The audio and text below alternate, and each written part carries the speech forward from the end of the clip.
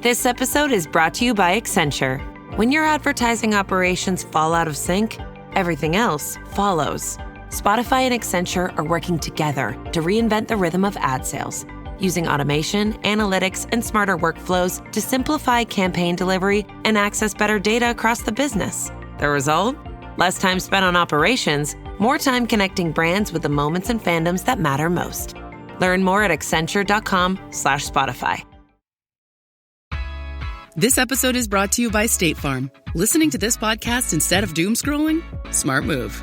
Another smart move? Getting help from one of State Farm's 19,000 local agents when you choose to bundle home and auto. Bundling, just another way to save with the Personal Price Plan. Prices are based on rating plans that vary by state. Coverage options are selected by the customer. Availability, amount of discounts and savings, and eligibility vary by state. And now, stop me if you've heard this before on the Toddcast podcast. Isn't it weird when you look at which pro hockey players didn't win the Stanley Cup? Guys you would think would win at least once. Curtis Joseph, the Sedin twins, Pat LaFontaine, Mike Gardner, no. Dino Ciccarelli, Keith Tkachuk, Joe Thornton, no. Jarome Iginla did not win, neither did Paul Kariya, Dale Hunter, Adam Oates, Pierre Turgeon, Jeremy Roenick. You got to wonder if this is the year for Connor McDavid, if it's not the Vancouver Canucks' turn. My point is, raising Lord Stanley's Cup is no easy feat. 4 rounds of the most grinding hockey that you'll play all year long. There's injuries that you got to play through, and retired NHL defenseman Mike Commodore was part of the Stanley Cup winning Carolina Hurricanes back in 2006. And what a beauty. A funny kid, great stories. You almost can't stop him from telling stories. Super engaged to the conversation. Quite honestly, it was refreshing talking about his time in the league.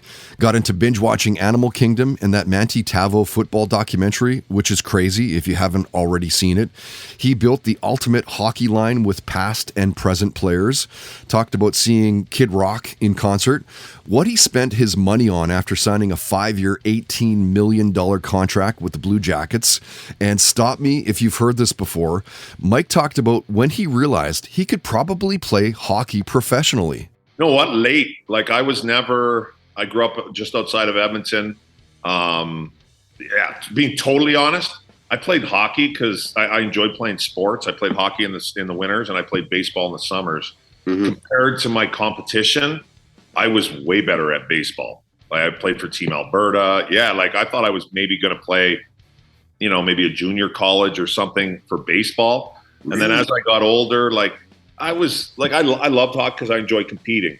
Yeah, but I wasn't great by any stretch of the imagination. Like I think if you asked anybody that I grew up playing against, they would be like, "Yeah, I mean, he worked hard, but like I wasn't like scoring goals. I wasn't doing anything like that." I would say when I first realized that maybe I could do this for like a living and maybe I could make it to the NHL, I'd say it was probably my draft year when I was 18, 19 years old. Yeah, when the Central Scouting rankings, I was shitty in midget. I broke my ankle. I had a terrible year. The next year, I ended up playing in the Alberta Junior Hockey League here. And I had a pretty good year there. And I was a little more effective. Not that I was the toughest guy in the world, but I was physical and I have a little bit of size to me. So once you get to junior hockey and fighting was a little bit of part of it, I got some more space because, I was also I could be mean once in a while when I was pissed off. So I got a little more space in the ice, which gave me more time to do some things because I didn't have great hands. And then I ended up going to college instead of going to the major junior. That was totally pretty much by accident too. I was never planning. I couldn't have named one college hockey team. I had no fucking clue what NCAA hockey was back then. Wow. But I went on a fly down to North Dakota and the only reason why I went was because I'm like, I was 17 years old and I'm like, oh, I get to go on a trip without my parents? I'm like, oh, I'm in. Yeah, I'm coming to North Dakota. Sounds great. Let's do it. Yeah. And I went to a weekend series down there and the rink was packed and college students. I was like, wow, this is awesome. So I ended up going my first year in North Dakota. I was very average. I played pretty much every game, but didn't play much. They won the national title the year before, so they had a good team.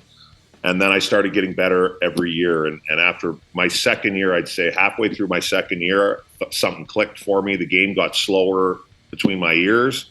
I started making a little bit of plays and stuff. And I would say when the Central Scouting rankings came out, and I ended up being like ranked in like the top 50 North American skaters, something like that. And then when I actually got drafted in the second round, then I was like, okay, I'm like, well, somebody must like me. Mm-hmm. Yeah, because you went wasn't it 42? Yeah, 42nd overall. Yeah, that's fucking amazing, right? Like that's amazing. Yeah, I know, it was awesome. Yeah, for sure, it was awesome. I just kind of steadily got better.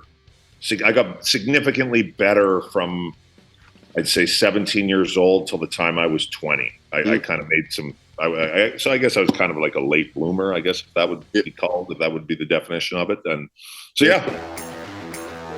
Stop Me If You've Heard This Before on the Toddcast podcast is powered by FKP MMA, Vancouver's #1 training destination at fkpmma.com.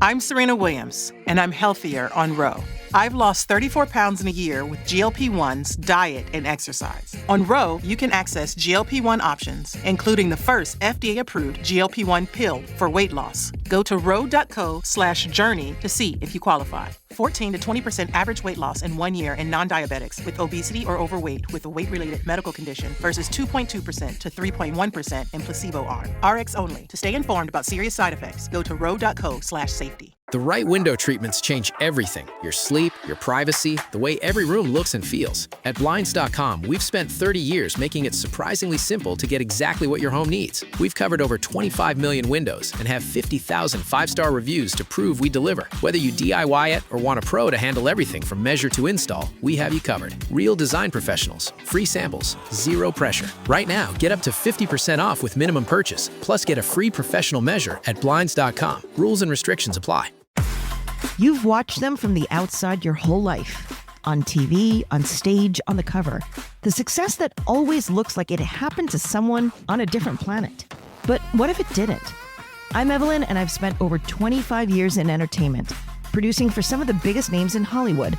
And here's what I learned. The distance between you and them, it's a lot shorter than anyone's letting on. On my podcast, Reppin', I sit down with the people you've been watching, and I ask them who they actually are. Not the brand, the person. Where they started, what it cost them, what almost broke them. Their grit, their courage, their resilience, and the lessons they've learned, it's all yours for the taking. Reppin', wherever you listen.